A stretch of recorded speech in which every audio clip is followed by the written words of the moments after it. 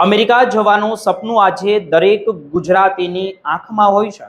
એક એવી દુનિયા જ્યાં અઢળક પૈસા છે, શોહરત છે, દોલત છે અને એક સુરક્ષિત ભવિષ્યની ગેરંટી છે। પરંતુ શું તમે જાણો છો કે આજ સોનેરી સપનાની પાછળ એક એવું કાળું સત્ય પણ છુપાયેલું હોય છે જે ક્યારેક માણસને આકાશથી જમીન પર લાવીને પટકે છે।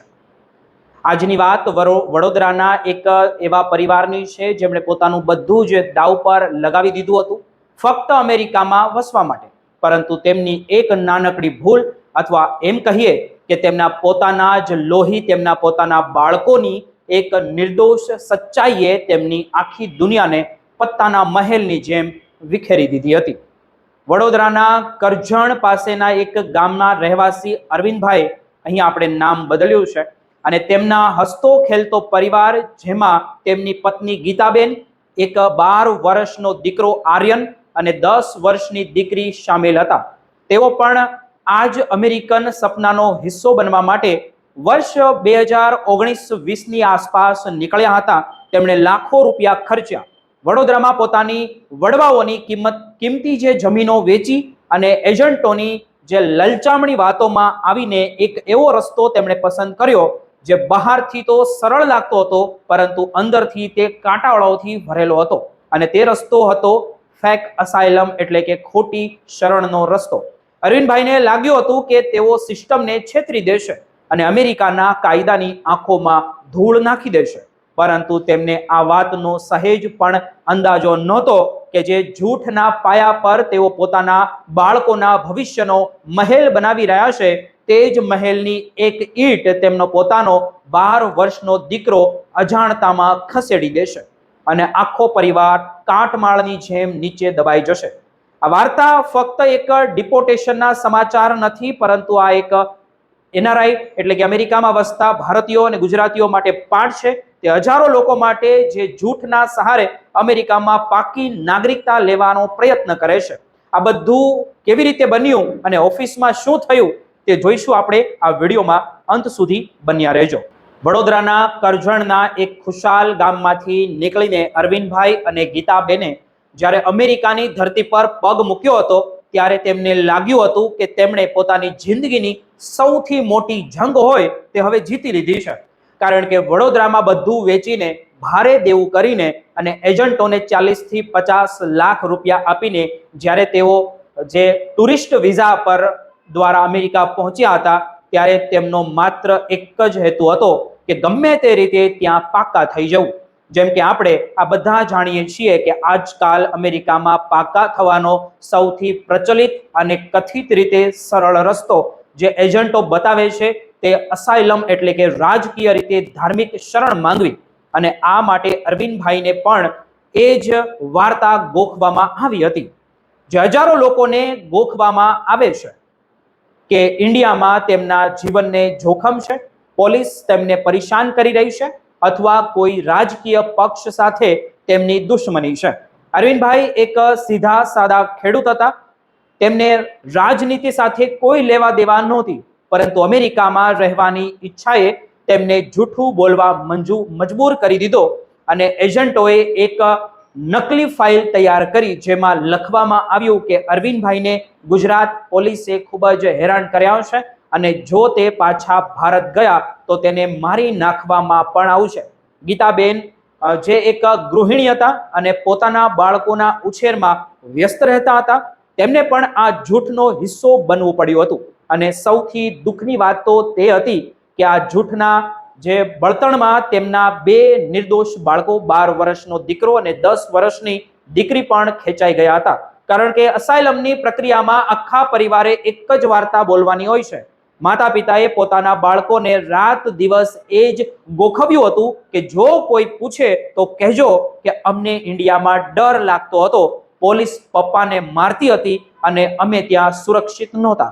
પરંતુ બાળકો તો ભગવાનનું રૂપ હોય છે, તેમનું મન એક કાગળ જેવું હોય છે જેમના પર જે પણ લખો તે છપાઈ જાય છે, પણ સચ્ચાઈની શાહી ક્યારેય ભૂસાતી નથી।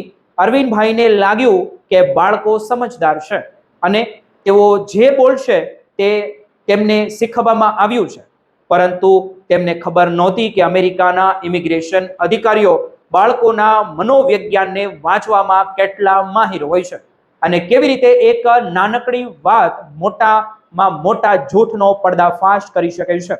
અમેરિકામાં શરૂઆતના 2 વર્ષ અરવિંદભાઈ અને તેમના પરિવાર માટે કોઈ સ્વર્ગથી ઓછા નહોતા રહ્યા, કારણ કે વર્ક પરમિટ મળી ગયા પછી અરવિંદભાઈએ એક ટ્રક ચલાવવાનું કામ શરૂ કર્યું હતું અને સારી એવી કમાણી થવા લાગી હતી. ગીતાબેન પણ ઘરની પાસે જ એક સ્ટોર પર કામ કરવા લાગ્યા હતા અને બાળકો શાળાએ જવા લાગ્યા હતા, જ્યાં તેમની અંગ્રેજી સુધરી રહી હતી અને તેઓ અમેરિકન માહોલમાં ભળી રહ્યા હતા. બધું એટલું સામાન્ય અને ખુશાલ હતું કે અરવિંદભાઈને ક્યારેક એ પણ યાદ રહેતું નહોતું કે તેઓ એક બહુ મોટા જૂઠ પર અહીંયા આવ્યા છે કે બેઠા છે. તેમને લાગવા માંડ્યું હતું કે હવે તે દિવસ દૂર નથી જ્યારે તેમને ગ્રીન કાર્ડ મળી જશે અને તેઓ કાયમી માટે આ દેશના નાગરિક બની જશે.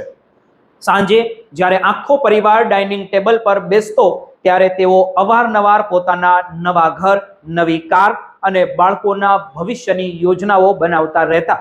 તેઓ ભૂલી ગયા હતા કે જે અસાઇલમ કેસની તેઓ રાહ જોઈ રહ્યા છે તે હકીકતમાં એક ટાઈમ બોમ્બ જેવું છે. 12 વર્ષનો દીકરો આર્યન, જે હવે શાળામાં અમેરિકન મિત્રો સાથે રમતો હતો, તેમને એ જ સમજાતું નહોતું કે તે જેણે જૂઠ શા માટે બોલવાનું છે. તેના માટે ઇન્ડિયાનો અર્થ એ હતો કે તેના દાદા દાદીનો પ્રેમ, વડોદરાના ખેતરમાં રમવું અને લગ્નોની ઉજવણી. તેને યાદ નહોતું કે તેના પિતાએ ક્યારેય પોલીસને માર્યા હોય કે પછી તેમણે છુપાવીને ભોગવવું પડ્યું હોય, પરંતુ પોતાના માતા પિતાના ડરને જોઈને તેમણે પણ ગોખેલી વાત યાદ કરી લીધી હતી. અરવિંદભાઈ અને ગીતાબેન અવારનવાર રાત્રે સૂતા પહેલા એકબીજાને દિલાસો આપતા કે ઇન્ટરવ્યુ બસ એક ઔપચારિકતા છે, બધું ઠીક થઈ જશે. આખરે તે દિવસ આવી જ ગયો જેમની અરવિંદભાઈને છેલ્લા 3 વર્ષથી રાહ પણ જોતી હતી અને ડર પણ હતો. તેમનો અસાઇલમ ઇન્ટરવ્યુ સેન ફ્રાન્સિસ્કોની ઇમિગ્રેશન ઓફિસમાં નક્કી થયો હતો. વહેલી સવારે આખો પરિવાર તૈયાર થઈને પહોંચ્યો, પરંતુ તેમના ચહેરા પર ગળભળાટ હતો. વકીલે તેમને છેલ્લી વાર સમજાવ્યા હતા કે પોતાની વાર્તા પરથી હટતા નહીં, ભલે તેઓ ગમે તેટલું ફેરવીને તમને પૂછે. અને અરવિંદભાઈએ પોતાના 12 વર્ષના દીકરાને કસમ આપી હતી, બેટા, આજે આપણી જિંદગીનો નિર્ણય તારા હાથમાં છે. આજે યાદ રાખજે કે પોલીસ આપણને મારવા માંગતી હતી એટલે આપણે અહીં આવ્યા છીએ. જ્યારે તેઓ ઓફિસની અંદર ગયા ત્યારે અધિકારીઓએ પરિવારના સભ્યોના અલગ અલગ ઇન્ટરવ્યુ લીધા. અરવિંદભાઈ અને ગીતાબેનનો ઇન્ટરવ્યુ પહેલા થયો. તેમણે ખૂબ જ સાવચેતીપૂર્વક તે બધું જ કહ્યું જે તેમને ગોખવામાં આવ્યું હતું, એજન્ટો દ્વારા ગોખવામાં આવ્યું હતું. કેવી રીતે પોલીસ રાત્રે વડોદરામાં ઘરે આવતી હતી, કેવી રીતે તેમને ધમકાવવામાં આવતા હતા અને કેવી રીતે તેઓ પોતાના જીવ બચાવીને ભાગ્યા છે. અધિકારી તેમના જવાબ નોંધતો રહ્યો. તેનાથી અરવિંદભાઈને લાગ્યું કે કદાચ બધું બરાબર ચાલી રહ્યું છે, પરંતુ અસલી પરીક્ષા ત્યારે શરૂ થઈ જ્યારે અધિકારીએ 12 વર્ષના આર્યનને એકલો બોલાવ્યો. અધિકારીએ આર્યનને ચોકલેટ આપી, તેને તેની સ્કૂલ વિશે પૂછ્યું, તેમના મિત્રો વિશે વાત કરી અને ધીમે ધીમે તેને સહેજ કરી દીધો. અને પછી વાતોમાં તેમણે તે સવાલ પૂછી લીધો કે જેણે આ પરિવારની કિસ્મત પલટાવી દીધી. અધિકારીઓએ પૂછ્યું કે બેટા, તું ઇન્ડિયાને મિસ કરે છે? ત્યાં તને સૌથી વધુ શું યાદ આવે છે? આર્યને જે અત્યાર સુધી ગોખેલી લાઈનના બોજ નીચે દબાયેલો હતો તે અધિકારીઓના મિત્ર ભર્યા વર્તનને જોઈને પોતાનો જે ડિફેન્સ હોય તે છોડી દીધો અને અહીં જ તેમનાથી તે ભૂલ થઈ ગઈ. તેમણે કહ્યું, હા, હું મારા કાકાને બહુ મિસ કરું છું. તે મને પોતાની જીપમાં ફેરવતા હતા અને બહુ બધી આઈસ્ક્રીમ ખવડાવતા હતા. સાંભળીને અધિકારીઓએ ખૂબ જ પ્રેમથી આગલો સવાલ તેમને પૂછ્યો, તારા કાકા શું કરે છે?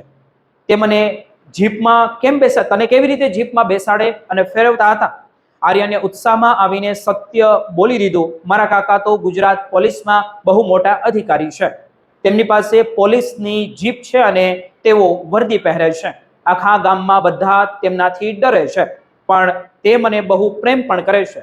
બસ આ જ એક વાક્ય હતું, મારા કાકા પોલીસમાં ઓફિસર છે. જેમણે અરવિંદભાઈની આખી વાર્તાની લીરે લીરા ઉડાવી દીધા હોય તેવું લાગી રહ્યું હતું. જે ફાઇનલમાં લખાયું હતું કે પોલીસ તેમના જે જીવના દુશ્મન છે તે જ પરિવારનું બાળક કહી રહ્યું છે કે તેનો સગો કાકા પોતાના પોલીસની અંદર ઓફિસર છે, તેઓ જીપમાં ફરતા હતા. આ એક એવો વિરોધાભાસ હતો જેમને દુનિયાનો કોઈ પણ વકીલ સાચો સાબિત ન કરી શકે.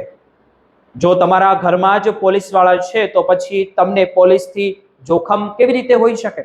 અધિકારીએ કેટલાક વધુ સવાલો પૂછ્યા અને બાળકને અજાણતામાં એ પણ જણાવી દીધું કે તેઓ અવારનવાર પોલીસના કાકાના ઘરે જતા હતા અને ત્યાં પાર્ટીઓ થતી હતી, જેનાથી એ સ્પષ્ટ થઈ ગયું કે આ પરિવાર ઇન્ડિયામાં કોઈ ડરના છાયામાં નથી પણ મજાથી રહી રહ્યો હતો. જ્યારે અધિકારીઓએ અરવિંદભાઈ અને ગીતાબેનને પાછા રૂમમાં બોલાવ્યા ત્યારે તેનો વ્યવહાર પૂરી રીતે બદલાઈ ગયો હતો. તેમણે પૂછ્યું, મિસ્ટર પટેલ, જો તમારા ભાઈ જ પોલીસમાં ઓફિસર હોય તો પોલીસ તમને મારવા કેવી રીતે આવી શકે કે કેવી રીતે તમને હેરાન કરી શકે? આ સાંભળતા જ અરવિંદભાઈના પગ નીચેની જમીન સરકી ગઈ, તેમનું ગળું સુકાઈ ગયું અને કપાળે પરસેવો વળી ગયો. સત્ય સામે આવી ચૂક્યું હતું અને હવે કોઈ પણ બહાનું કામ કરવાનું નહોતું. અધિકારીઓએ તરત જ તેમના કેસને ફ્રોડની શ્રેણીમાં નાખી દીધો. કોર્ટે ફેસલો સંભળાવતા કહ્યું કે અમેરિકા તે લોકોનું સ્વાગત કરે છે જેમને ખરેખર મદદની જરૂર છે, પણ જે લોકો સિસ્ટમનો દુરુપયોગ કરે છે તેમના માટે અહીં કોઈ સ્થાન નથી. આ પરિવાર જે થોડા કલાકો પહેલા ગ્રીન કાર્ડ સુધી સપના જોઈ રહ્યો હતો, હવે પોતાની બધી જ જમા પૂંજી, પોતાની ઇજ્જત અને પોતાનું ભવિષ્ય ગુમાવી ચૂક્યો હતો. તેમની વર્ક પરમિટ રદ કરી દેવામાં આવી અને તેમને ઇન્ડિયા પાછા મોકલવાનો આદેશ પણ જાહેર કરી દેવામાં આવ્યો. વિચારો તે પિતાની હાલત, જેમણે વડોદરાની કરોડોની જમીન વેચીને 50 લાખ રૂપિયા આવ્યા હતા તે અને બીજા જમીનમાંથી આવ્યા હતા તે બધું મેળવીને તેમણે બધું જ એજન્ટના હાથમાં આપ્યું અને તેને ખાલી હાથે બદનામીનો ટીકો લગાવીને પાછા ભારત ગામમાં આવવું પડ્યું હતું. અંતમાં આ વાર્તા આપણને હચમચાવી દેશે અને એક બહુ જ મહત્વનો સંદેશ અમેરિકામાં રહેતા લોકોને આપે છે કે જૂઠનું આયુષ્ય બહુ ટૂંકું હોય છે, શોર્ટકટ અવારનવાર બહુ ઊંધી રીતે નીચે પડે છે. એજન્ટોની વાતોમાં આવીને ક્યારેય ફેક અસાયલમ કે જૂઠનો સહારો ન લેવો જોઈએ, કારણ કે જ્યારે તમે પકડાઈ જાઓ ત્યારે ફક્ત પૈસા જ બરબાદ નથી થતા, પણ તમારો આખો પરિવાર વિખરાઈ જાય છે અને જે તે માનસિક આઘાત લાગે છે તે બાળકોને પણ વધારે લાગતો હોય તેવું કહી શકાય. મિત્રો, યાદ રાખજો, એક સન્માનનીય જીવન જીવવા માટે સત્યથી મોટી કોઈ વસ્તુ નથી અને કોઈ રસ્તો નથી, પછી તે પોતાના દેશમાં હોય કે વિદેશમાં હોય.